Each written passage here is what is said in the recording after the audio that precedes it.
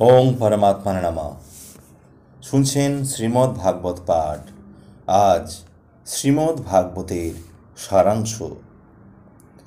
যাদের কিশোর কিশোরীরা, ঘরের মেয়েরা, সাধারণ লোকেরা শ্রীমদ্ ভাগবতের মর্মকথা বুঝতে পারেন, তার জন্য অতি সহজ ভাষায় সমগ্র ভাগবতের সার কথা বলা হয়েছে এখানে। শ্রীমদ্ ভাগবত সারাংশ। পুরাকালে নৈমেষারণ্যে শৌনকাদি ঋষিগণ হাজার হাজার বছর ধরে মনির আনন্দে যজ্ঞাদি অনুষ্ঠান করছিলেন। এমন সময় একদিন উগ্রসভা মুনির পুত্র মহর্ষি সুত সেই যজ্ঞক্ষেত্রে উপনীত হলেন। ঋষিগণ তাকে দেখে অত্যন্ত আনন্দিত। সুত ছিলেন মহর্ষি বেদব্যাসের সমস্ত জ্ঞানভাণ্ডারের অধিকারী। তাই ঋষিগণ সুতকে অনুরোধ করলেন, যদি তিনি কৃপা করে শাস্ত্রের সার বুঝিয়ে দেন, তবেই কলির অল্পায়ু মানব মোক্ষ লাভ করতে পারে। ঋষিগণ বিশেষভাবে শ্রীকৃষ্ণের লীলাকাহিনী শুনবার জন্যই আগ্রহ প্রকাশ করলেন। ঋষিকের অতিশয় আগ্রহ দেখে মহামুনি সুত পবিত্র ভাগবত কাহিনী বলতে আরম্ভ করলেন। সর্বপ্রথম তিনি শ্রীহরি মাহাত্ম্য বর্ণনা করলেন, তারপর ভগবানের স্বরূপ ও অবতার কাহিনী বলতে লাগলেন। ভগবান বিশ্ব সৃষ্টির ইচ্ছায় পুরুষ রূপ ধারণ করেন। তিনি আদিকল্পে যখন সমুদ্রে যোগনিদ্রায় মগ্ন ছিলেন, তখন তার নাভিদেশে এক পদ্মের সৃষ্টি হয়। সেই পদ্মে সর্বপ্রথম জন্ম নিলেন লোক পিতামহ ব্রহ্মা। যে ব্রহ্মা থেকেই পরে জগতের সৃষ্টি। যে ভগবান পুরুষ রূপ ধারণ করেছিলেন, তিনি আবার যুগে যুগে অবতার রূপে আবির্ভূত হলেন। প্রথম অবতারে ব্রাহ্মণ রূপে ব্রহ্মচর্য আচরণ করলেন। দ্বিতীয় বরাহ রূপে জল নিমগ্না পৃথিবীকে উদ্ধার করলেন। তৃতীয় নারদ রূপে বৈষ্ণবতন্ত্র প্রচার করলেন।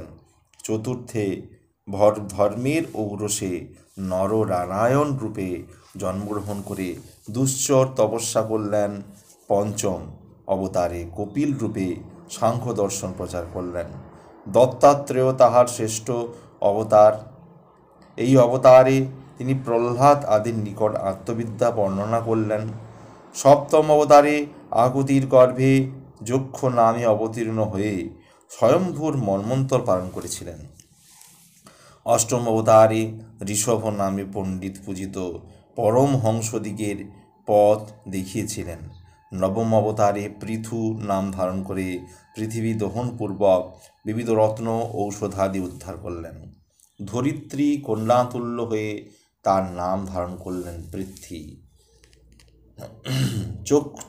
চাক্ষুষ মন্বন্তরে জলপ্লাবনে নিমগ্ন হলে ভগবান মৎস্য নামক দশম অবতারে মনুকে রক্ষা করলেন।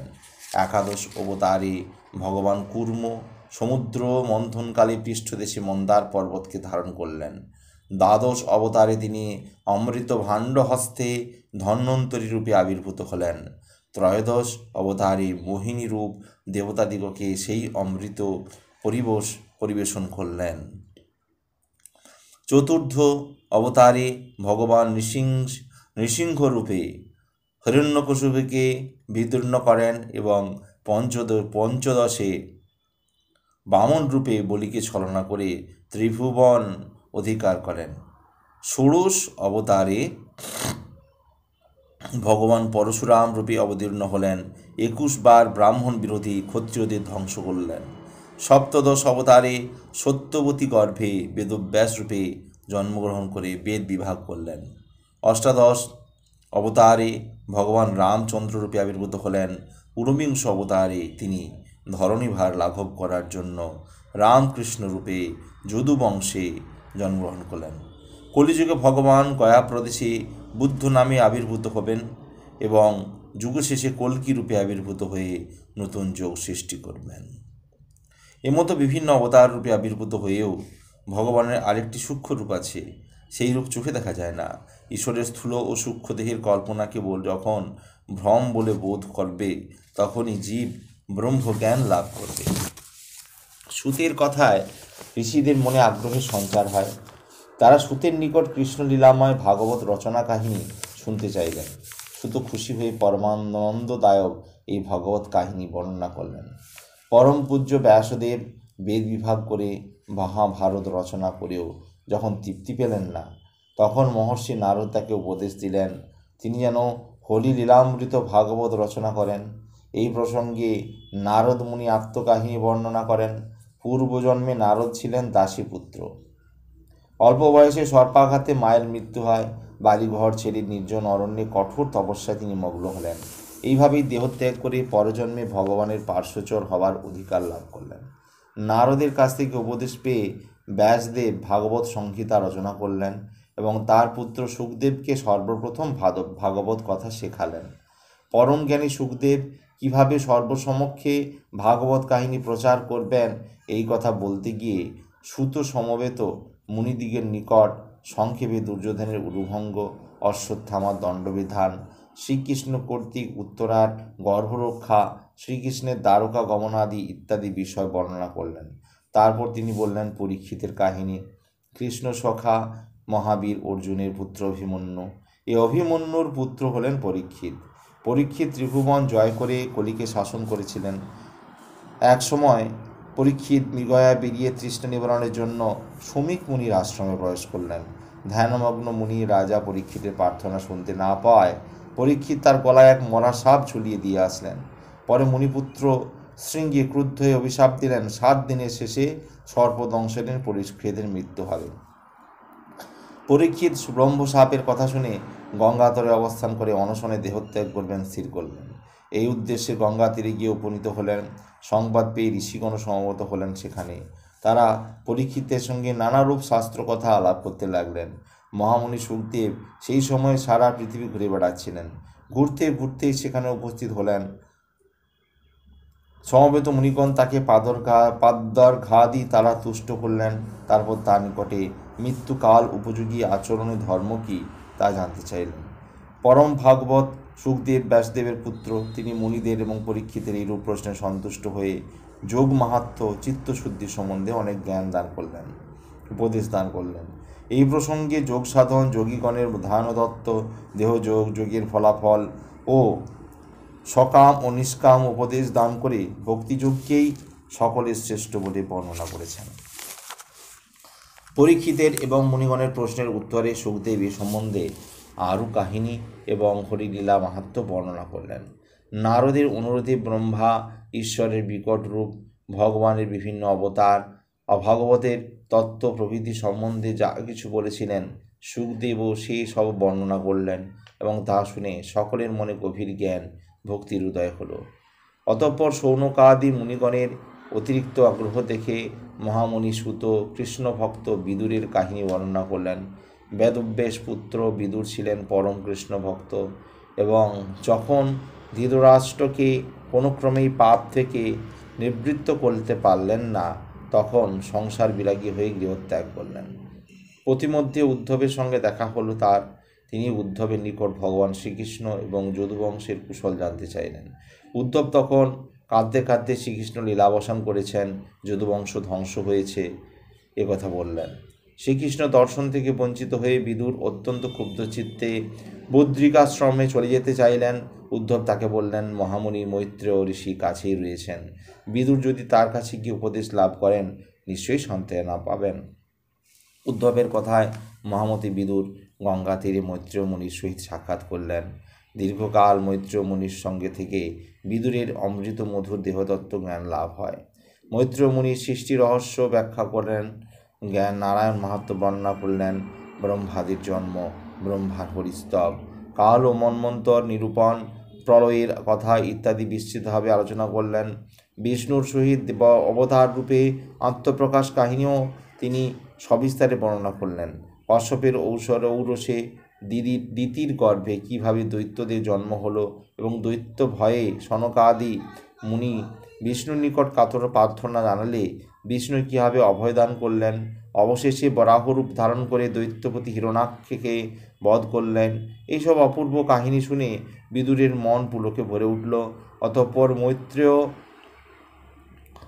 ঋষি লোকসৃষ্টি বর্ণনা করে মহর্ষি কর্দম কাহিনী, কর্দমের সঙ্গে মনুকন্যা দেবহূতির বিবাহ এবং সেই বিবাহের ফলে দেবহূতির গর্ভে কপিল রূপ বিষ্ণুর আবির্ভাব কাহিনী বিদুরকে শোনালেন।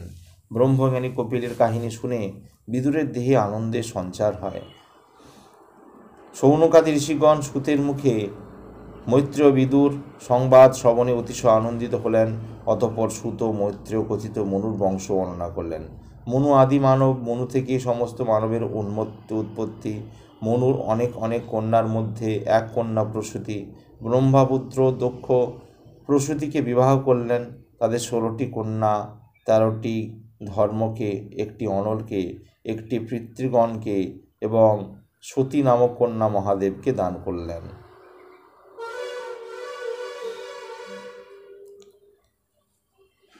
তারপর একবার দক্ষ দেবতাদের যজ্ঞস্থলে গমন করলেন। মহাদেব তাকে দেখে উঠলেন না বলে অদক্ষ অপমান বোধ করে মহাদেবকে অভিশাপ দিলেন যে তিনি যজ্ঞভাগ পাবেন না। মহাদেব তথাপি শান্তভাবেই বসে রইলেন, কিন্তু তার অনুচর নন্দী দক্ষের ঔদ্ধত্য সহ্য করতে না পেরে অভিশাপ দিলেন যে দক্ষের ছাগ ও মুন্ড হবে। শ্বশুর জামতার বিবাদ কিছুকাল চলার পর দক্ষ এক বিরাট যজ্ঞের অনুষ্ঠান করলেন। মহাদেবকে অপমানিত করবার উদ্দেশ্যে এই যজ্ঞে তাকে আমন্ত্রণ করা হলো না, অথচ সারা বিশ্ব নিমন্ত্রণ পেয়ে সেখানে উপস্থিত হয়েছে। শিবপত্নী সতী পিতৃগৃহে যজ্ঞ সবে শুনতে পেয়ে বাপের বাড়ি যাবার জন্য বায়না করলেন। মহাদেব তাতে আপত্তি করলেন। তবুও তিনি যখন যেতে উদ্যত হলেন, তখন শিবের অনুচরগণও তার সঙ্গী হলো। সতী পিতৃগৃহে উপনীত হলে কেহ তাকে সমাবোধন করল না। ক্ষোভে দুঃখে যজ্ঞস্থলেই তিনি দেহত্যাগ করলেন। শিবের অনুচরগণ রেগে গিয়ে যজ্ঞ নষ্ট করতে উদ্যত হলো। তখন যজ্ঞের ভিতর থেকে বেরিয়ে আসে রিভুগণ। তারা এই যজ্ঞ রক্ষা করতে এগিয়ে গেলেন। এদিকে মহাদেব সতীর দেহত্যাগের সংবাদ পেয়ে তার জটা থেকে সহস্রবাহু বীরভদ্রকে সৃষ্টি করে তার যজ্ঞ নষ্ট করতে আদেশ দিলেন। বীরভদ্র শিবের অনুচরদের সহায়তায় দক্ষের মুণ্ড ছেদন করলেন এবং যজ্ঞ নষ্ট করলেন। তখন ব্রহ্ম আদি দেবগণ মহাদেবকে সমস্ত দিদি সন্তুষ্ট করলেন। মহাদেবও যজ্ঞে দক্ষের জীবন দান করলেন, কিন্তু তার কণ্ঠে স্থাপন করা হলো ছাগ ও মুণ্ড। মৈত্র ঋষি এইভাবে দক্ষের কাহিনী বর্ণনা করে তারপর মনুর পুত্র উদ্যানপদের বংশকাহিনী বর্ণনা করলেন। উদ্যানপদের দুই পত্নী সুরুচি ও সুনীতি। সুনীতির পুত্র ধ্রুব পিতা ও বিমাতা তাকে খুব অবহেলা করেন। সুনীতি তখন পুত্রকে বললেন, হে ভগবান বিষ্ণু, তার প্রতি তুষ্ট হলেই জীবন সার্থক হবে। এই কথা শুনে বালক ধ্রুব গৃহত্যাগ করলেন এবং তারপরে নারদের উপদেশে শ্রীহরির ধ্যান করতে লাগলেন। দীর্ঘকাল কঠোর তপস্যার পর বালক ধ্রুবর ভগবান দর্শন হলো। তারপর তার নিকট বর লাভ করে ধ্রুব রাজ্য ফিরে এলেন। দীর্ঘকাল রাজ্য ভোগ করে তিনি ধ্রুবলোকে গমন করলেন। মৈত্রেয়ের মুখে ধ্রুবের কাহিনী শুনে বিদুর অপরাপর বিষ্ণু ভক্তদের কথাও শুনতে চাইলেন। তখন মৈত্র বলতে লাগলেন, মনুর অনেক পুত্রের মধ্যে উল্মুকও একজন। উল্মুকের পুত্র অঙ্গ ছিলেন সচ্চরিত্র। তার পুত্র বেন ছিল অতিশয় অধার্মিক, নিষ্ঠুর, অসচ্চরিত্র। একবার ব্রাহ্মণদের অপমান করলে তারা কুপিত হয়ে বেনকে সংহার করলেন। পরে বংশরক্ষার উদ্দেশ্যে তার বাহু মন্থন করে এক পুত্র উৎপন্ন করলেন। সেই পুত্রের নাম পৃথু। পৃথু ছিলেন ধর্মরক্ষকদের প্রধান। স্বয়ং ধরিত্রীর মাতাও ছিলেন তার পুত্রে তুল্যা। পৃথু দীর্ঘকাল সগৌরবে রাজত্ব করে বিষ্ণুপদে লীন হলেন। পৃথুর মৃত্যুর পর বিজিতাশ্ব রাজা হলেন। পৃথুর কাহিনী এবং প্রচেতাদের উপাখ্যান শেষ করে মৈত্রেয় প্রিয়ব্রতের কাহিনী শুরু করলেন। মনুপুত্র প্রিয়ব্রত ছিলেন ধ্রুব পিতা উদ্যানপাদের ভ্রাতা। যৌবনে যখন তাকে যৌবরাজ্যে অধিষ্ঠিত করা হবে, তখনই নারদের উপদেশে তার মনে আত্মজ্ঞানের উদয় হলো। তিনি যখন বনে গিয়ে নারায়ণের চিন্তায় আত্মনিয়োগ করতে উদ্যত হলেন, ব্রহ্মা নানাভাবে প্রবোধ দিয়ে তাকে রাজ্য গ্রহণে সম্মত করলেন। সমস্ত কর্তব্য শেষ করে হরিপদ স্মরণ করতে গিয়ে প্রিয়ব্রত পরমব্রতে নীল হলেন। প্রিয়ব্রতের পুত্র অগ্নিধ্রের পুত্র নাভি। ভগবান স্বয়ং নাভির ঔরসে ঋষভ রূপে জন্মগ্রহণ করেছিলেন এবং রাজা ঋষভ ব্রাহ্মণগণেরও উপদেশ দানে সক্ষম ছিলেন। ঋষভের পুত্র ভরতের নাম অনুসারে আমাদের এই ভূখণ্ডের নাম ভারতবর্ষ। ভরত যৌবনে পঞ্চজনী নামক কন্যাকে বিয়ে করেন। দীর্ঘকাল সগৌরবে পৃথিবী ভোগ করবার পর তার মনে বৈরাগ্যের উদয় হলে তিনি পঞ্চপুত্রের হাতে রাজ্য দিয়ে গণ্ডকী তীরে সাধন ভজনে রত হলেন। একদিন সিংহের মুখ থেকে হরিণ শাবককে রক্ষা করবার জন্য আপনা থেকেই তার লালন পালনের ভার পড়ল। ক্রমে ভরতের সাধন ভজন দূরে গেল। হরিণীর চিন্তাতেই মেতে রইলেন। ফলে মৃত্যুর পর তার দেহ হরিণরূপী হল। গণ্ডকীতে আত্মবিসর্জন করে তিনি হরিণ দেহ ত্যাগ করলেন। এক ব্রাহ্মণের সন্তান রূপে জন্মগ্রহণ করলেন। সম্পূর্ণ জ্ঞানময়, কিন্তু বাইরে জড়ভাবে গ্রহণ করলেন। পিতার মৃত্যুর পর ভ্রাতারা তাকে জড় অথচ বলিষ্ঠ দেখে কৃষিকর্মে নিযুক্ত করলেন। একদিন কালীর কাছে নরবলি দেওয়ার জন্য চোরেরা তাকে ধরে নিয়ে গেল। মহাকালী ভরতের অন্তরের ভাব জ্ঞাত ছিলেন বলে তাকে রক্ষা করলেন এবং চোরকে হত্যা করলেন। অতঃপর সিন্ধু সৌবীরের রাজা রঘুগণ ভরতকে নিয়ে পালকি বহাতে লাগলেন। এই সময় একদিন ভরত জড়ত্ব ত্যাগ করে রঘুগণকে তত্ত্বজ্ঞান দান করলেন। এই ভরতই পুরাতে জড় ভরত নামে খ্যাত। ভরত হতেই ভারত বংশের উৎপত্তি। পাণ্ডবগণ এবং রাজা পরীক্ষিত এই বংশের সন্তান। ভারত বংশের বহু নৃপতি বহুবিধ সৎকর্ম করে ধরণীতে অমরত্ব লাভ করেছেন। পিতৃপুরুষের কাহিনী শুনে রাজা পরীক্ষিত খুবই আনন্দিত হলেন। তারপরই তিনি জানতে চাইলেন প্রায়শ্চিত্ত দ্বারা পাপী কীভাবে পাপমুক্ত হয়। সুখদেব যখন অজামিল কাহিনী বর্ণনা করলেন, কন্যা কুব্জে অজামিল নামে এক ব্রাহ্মণ ছিলেন। তিনি এক শূদ্রকন্যাকে বিবাহ করে সদা চার ভ্রষ্ট হন এবং চুরি করে লোককে বঞ্চনা করে জীবিকা নির্বাহ করতে থাকেন। নারায়ণ নামে তার এক পুত্র ছিল। অজামিলের মৃত্যুকাল উপস্থিত হলে তিনি মৃত্যু ভয়ে পুত্র নারায়ণকে উচ্চস্বরে বারবার ডাকতে লাগলেন। সঙ্গে সঙ্গে তার মৃত্যু হলো। আর একদিকে যমদূতগণ, অন্যদিকে বিষ্ণুদূতগণ তার আত্মাকে নিয়ে যাওয়ার জন্য উপস্থিত হলেন। তখন অজামিলের আত্মার ওপর কার অধিকার, উভয় পক্ষেই নিয়ে ঘোর বিরোধ বাঁধল। অজামিল সারা জীবন পাপাচরণ করেছেন, কাজে যমদূতের কাছে তাকেই দাবি করেছেন, কিন্তু মৃত্যুকালে নারায়ণ নাম উচ্চারণ করেছেন বলে বিষ্ণুদূতগণ তাকে পাপ মুক্ত বিবেচনায় বিষ্ণুধামে নিয়ে যেতে চাইলেন। শেষ পর্যন্ত বিষ্ণু লোকেই আশ্রয় লাভ করলেন। অজ্ঞানীও যদি কেহ নারায়ণ নাম উচ্চারণ করে তবে তার মুক্তি অবশ্যম্ভাবী। সুখদেব অতঃপর দক্ষের প্রজা সৃষ্টি, নারদের প্রতি দক্ষের অভিশাপ, দক্ষ কন্যাগণের বংশ বর্ণনা প্রভৃতি বর্ণনা করে বৃহস্পতি ও ইন্দ্রের বিরোধের কাহিনী বললেন। আজ এই পর্যন্তই। সারাংশের অন্তিম অংশ আগামী পর্বে শুনতে পাবেন। ভালো লাগলে অবশ্যই চ্যানেলটি সাবস্ক্রাইব করবেন ও পাশে থাকা বেল আইকন অবশ্যই ক্লিক করবেন। ওম পরমাত্মা নমঃ।